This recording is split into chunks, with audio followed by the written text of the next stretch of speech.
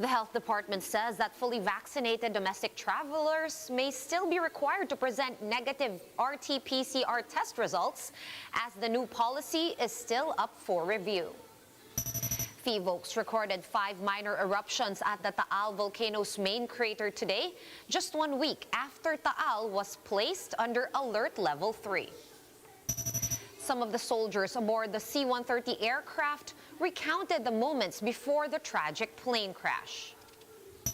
President Duterte says he is seriously considering to run for the vice presidency in the 2020 national elections. The chief executive made the remark in a televised meeting with some PDP Laban members. And in entertainment, K-pop sensation BTS has dropped the teaser for their upcoming single entitled Permission to Dance.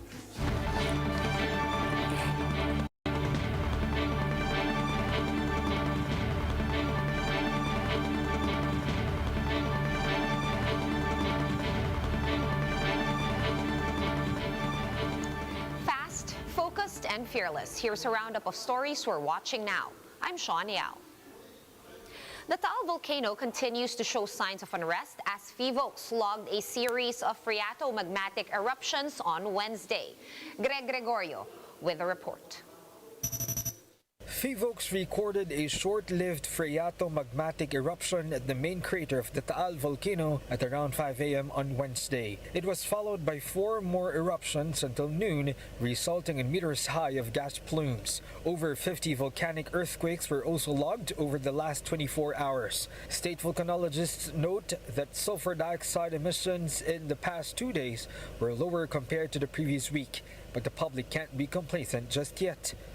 Mataas pa rin siya kasi prior nung explosion nung July 1, nag-average tayo na more than 4,000 tons per day. Ang assessment ng Phivolcs is tuloy-tuloy pa rin yung paggalaw ng magma sa loob. Evacuees in Barangay Barigon in Agoncillo, Batangas said they did not feel the eruption and tremors today, but they are complaining about the strong smell of sulfur in their area. Para bang nagkulabo yung paligid, para nagkulay blue. Masakit sa lagi ng parang sinisipbahin na hindi ko maipaliwanag. Residents are hoping that the series of eruptions will not be followed by a strong one. Dahil nakakatakot naman po, wala kaming sasakyan. Kung kami po'y mabigla, paano kami? Ganang huwag naman, Diyos ko po, sa aming dinanas. Around 60 families or over 300 people from barangays Banyaga and Bilibinwang are currently taking refuge in evacuation sites in Barangay Barigon, which is not covered by the 7-kilometer danger zone. But barangay officials are not taking any chances. They are urging evacuees to prepare in case of a stronger eruption. Amid evacuation efforts, authorities are urging Batangueños to get vaccinated against COVID-19. Vaccine hesitancy is still rampant among evacuees even after the national government augmented supplies for those affected by the Taal's unrest. Yung kung sino pong may gusto, hindi po naman pinipilit. For News 5, Greg Gregorio, we are One News. And in other news, the health department has clarified that local government units may still require fully vaccinated travelers to undergo swab testing.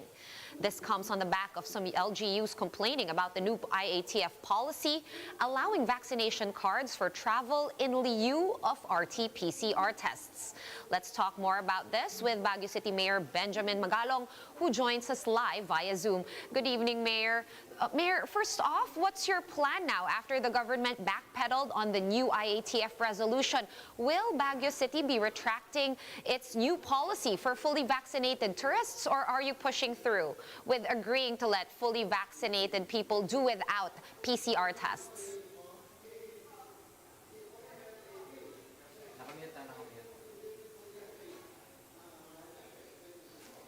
Hi, Mayor. I think you're on mute.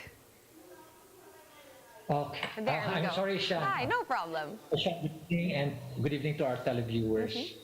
I am sure that Secretary Duque has his reasons why he came up with that pronouncement. But insofar as local government unit is concerned, or Baguio is concerned, I would say that we have to wait for that pronouncement to be reduced into an IATF policy before we will comply. For the meantime, we will stick to our current policy that we will only allow Baguio vaccinated individuals not to go through the swab testing, but insofar as in the same manner that visitors will have also to visitors who have validated certification that they are fully vaccinated don't have to go through the swab test anymore when they enter the city of Baguio. That is our official stand at the moment, unless IATF comes up with a policy aligned with the recent pronouncement of Secretary Duque. Right, but Mayor, if, for example, the IATF decides finally to let the prerogative rest on the part of the LGU, and of course, you would be the chief executive of Baguio City, what is your personal preference? Will you be pushing through with the testing before arrival scheme, or would you allow fully vaccinated travelers to just go into your city? Well, if they are fully vaccinated and they are visitors, travelers, and they were not vaccinated in the city of Baguio, they still have to go through our triage, and then from the triage, their certification or their passport will be validated. If validated, then they might not have to go through the swab test anymore. That is the official stance of the city of Baguio. All right, and of course, you have been working with other mayors as well and other provinces as well. Sir, do you think it is better if all places and all local governments in the country would have unified protocols regarding allowing or regarding, letting travelers in and domestic travelers specifically? Well, it depends on their capability to put up their triage. In the case of Baguio, we have our own triage facility wherein we can screen all the visitors that come in and out of the city of Baguio. Unlike in the other municipalities or LGUs where they don't have any triage whatsoever. So that's probably the reason why they are imposing, and they would like each and every traveler, even if they're fully vaccinated, to be swab tested. We have a different operating environment. Right, very, very good points there, sir. Now, I just want to get your opinion on how some people are saying that allowing vaccination cards in lieu of swab tests is not only cost efficient, but will also, or might also boost vaccine confidence. What are your thoughts on this? I agree with you. Sean. It will incentivize people, especially those who are hesitant to take the vaccine, to take the vaccine. And besides, let's give justice to those who were brave enough to take the vaccine and get their full vaccination. So that's one way of incentivizing them. Okay, and just a really quick last question, sir. How are the residents of Baguio City with their vaccinations? Are you proceeding well? Is there hesitancy? Is it rampant there in Baguio? Well, in the case of Baguio, for some reason, a lot of people would like to be vaccinated. From a 64% vaccination acceptability, we have raised it to about 83% now, due to our series of information drives and town hall meetings through, we're doing this through virtual meetings. And as of this date, we have already vaccinated for the second and first dose around 97,600 vaccinees, and out of that number, around 30.8% are already have taken their second dose. All right, that's very good to hear. Thank you so much for your time and your insights. Baguio City Mayor Benjamin Magalong over Zoom. Thank you, Mayor. And in other news, some soldiers aboard the C-130 plane that crashed in Paticul, Sulu on Sunday recalled how they jumped out mid-air in order to survive. Ryan Ang with their stories. Sergeant Ben Saudi Asanulia suffered burns on his face and other injuries in his body. He was among the survivors in the recent C-130 plane crash incident in Paticul, Sulu. Although he survived, he lost his nephew who was with him in their unit for a long time. Sobrang sakit, sir, kasi yung pagka-survive ko, sir, pilit kong balikan sana. Tingnan pero hindi na makaya ang lakas ng apoy. Meanwhile, Private First Class Alchorip Atula recalled how he survived because of his comrades. Nagkadikit-dikit na kami, kaya hindi ako nasunog, sir. Kaya natabunan nila ako lahat sila. Yung sa babaw ko lahat, yun yung nasunog, sir. Kaya hindi ako nasunog, nagasgasan lang ako. Atiula said he's now trying his best to be strong for his fallen comrades. Minsan nga pumapasok ako sa CR na doon ako umiyak para hindi makita din ng mga kasama ko. Private Benjamin Obod Jr. still suffers from trauma as he recounted what happened. Obod shared that they crawled on the broken part of the plane and jumped outside. Yung apoy sir, sobrang lakas na sir, at saka yung usok sir, may liwanag na aming nakita sir sa gitna ng C-130 sir. Doon na kami sir, bumapang ako sir. Kung hindi na open yung sa gitna sir o walang liwanag sa harapan namin sir sa gitna, talagang ubos kami lahat sir. The survivors are thankful to the locals who helped them get out of the burning plane. Nakapanalamat din ako sa yung mga taga-ulo na nakatulong talaga sa mga kasama ko na naka-rescue.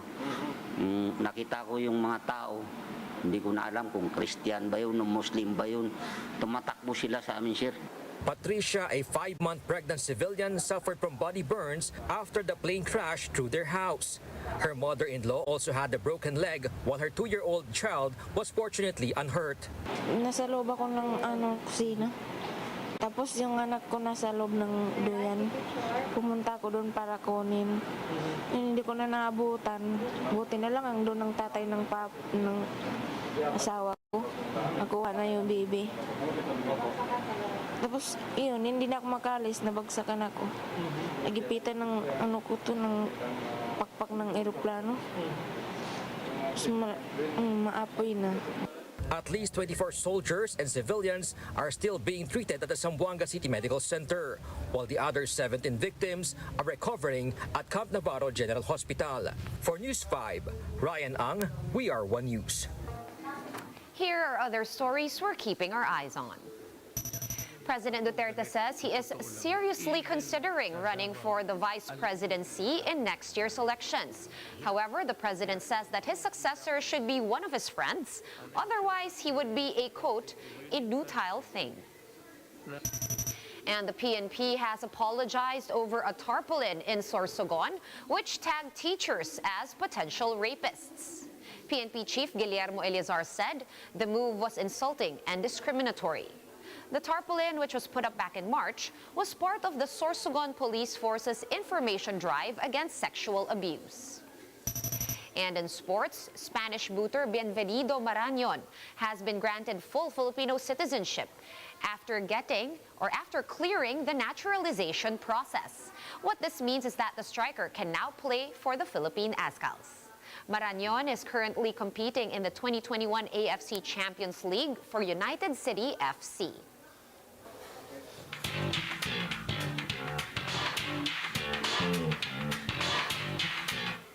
Pop sensation BTS has given fans a sneak peek of their latest single, Permission to Dance, co-written with Ed Sheeran. The song will be included in the upcoming CD version of BTS's hit single, Butter, to be released on Friday. The music video for Permission to Dance is expected to be posted on the same day. Sheeran last week apologized to BTS for mistakenly revealing the news ahead of the official announcement. For more updates, visit News 5, The Philippine Star, and Business World online. Visit our website, onenews.ph, for more in-depth analysis. You can also catch One News on the Signal Play app. Register for a free account at www.signalplay.com and stream One News live anytime, anywhere. Masks on, wash hands, and stay safe, Philippines. I'm Sean Yao. We are One News.